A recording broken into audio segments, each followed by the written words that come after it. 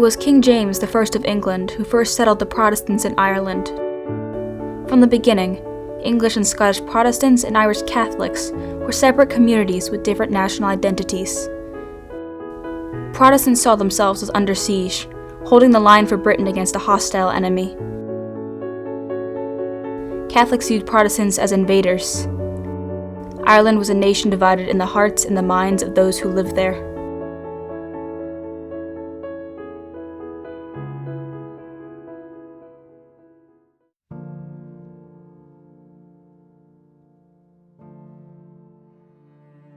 Following the Irish War of Independence, an armed insurrection led by the Irish Republican Army, Britain partitioned Ireland. In 1922, 26 counties became the Irish Free State, with its capital in Dublin, and 6 heavily Protestant counties in the northeast became Northern Ireland, governed from Belfast. Britain handed Northern Ireland to the Protestants and walked away. Protestant Unionists or Loyalists changed the voting system and gerrymandered council boundaries to cut Catholic nationalists or Republicans out of government. Protestants also controlled entire industries, such as shipyards, leaving Catholics with fewer jobs and lower pay. The Catholic religious minority were also a lower caste minority. Unionist leader David Trimble would later admit, Unionists, fearful of being isolated on the island, built a solid house, but it was a cold house for Catholics. Britain funded Northern Ireland, but provided no oversight. For 40 years, elderly, backward-looking Unionist leaders answered to no one. But in 1963, Northern Ireland's new Prime Minister, Terence O'Neill, faced economic crisis. O'Neill wanted to convince more and more people that the government is working for the good of all, and not only those who vote Unionist. O'Neill's modest reforms were attacked by Reverend Ian Paisley. Paisley was known for demonstrations and diatribes, walkouts, and worse. Paisley spent time in jail, but that only enhanced his credibility with Unionist hardliners. As Unionists fell apart, Catholics embraced the civil rights movement. Like African Americans, Catholics sought voting, housing, and employment equality. Following a housing protest led by nationalist MP Austin Currie, protesters held a march in August of 1961, singing "We Shall Overcome." A second march took place on October 5, 1968 in Londonderry. As a television camera rolled, police attacked marchers with water cannons and batons. The world gasped. What exactly had been going on in Northern Ireland? O'Neill begged his party to make concessions, saying, "Unionism armed with justice will be a stronger cause than unionism armed merely with strength." But on January 4, 1969, Paisley supporters attacked civil rights marchers at Burntollet Bridge.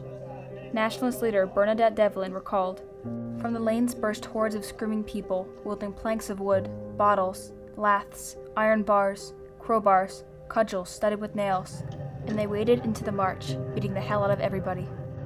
Police watched as marchers were chased into the freezing river. The country then experienced a string of Protestant paramilitary bombings. O'Neill resigned in April of 1969, later saying he'd been blown out of office. The troubles had come to Northern Ireland. Protestant marching in Londonderry that August sparked the Battle of the Bogside. Protestants attacked Catholic homes, barricades blocked streets as houses burned, and brawling crowds filled the streets. Government forces fired indiscriminately. British troops arrived to restore order. Catholics looked to the newly formed Provisional Irish Republican Army, which rose to defend Catholic areas, but developed into an offensive army. Nervous Protestants built up their own forces. As paramilitary swelled with recruits, money, and weapons, Ian Paisley was elected to government. With violence on the streets and hardliners in government, Northern Ireland Prime Minister Brian Faulkner embraced an old strategy, internment. Many of those arrested had nothing to do with the IRA. Prisoners were abused and even tortured. Fragile lines of communication broke down. Austin Currie would say, "Why the hell should we talk to him? We told him internment would result in the alienation of the entire minority community. Why should we change our policy when we have been proved correct, and he has been proved wrong?" On January 30th, 1972, Bloody Sunday, British troops fired on a civil rights march in Londonderry, shooting at unarmed people as they ran. The Guardian reported, people could be seen moving forward, their hands above their heads. One man was carrying a white handkerchief. Gunfire was directed even at them, and they fled or fell to the ground. Violence spread to the Republic of Ireland, where a crowd cheered as the British embassy burned. Ambassador John Peck wrote, "Bloody Sunday had unleashed a wave of fury and exasperation, the like of which I'd never encountered in my life." Someone had summed it up. We are all IRA now. Britain adjourned Northern Ireland's government to run the country directly from London. The deeply unequal balance of power Britain had installed in Northern Ireland was unfixable. Chaos in the streets was matched by mayhem in the prisons. Republican inmates turned to hunger strikes. On March 1, 1981, Bobby Sands was the first to refuse food during the second hunger strike. Jerry Adams, a third-generation Republican, had spent half of the 1970s in prison. He knew and admired these men. But what would happen if they failed? As Sands weakened, a government seat opened. Sands won the seat from prison, thrilling Catholics. Sands then died on May 5th. The rattling of bin lids announced his death in Republican neighborhoods of Northern Ireland.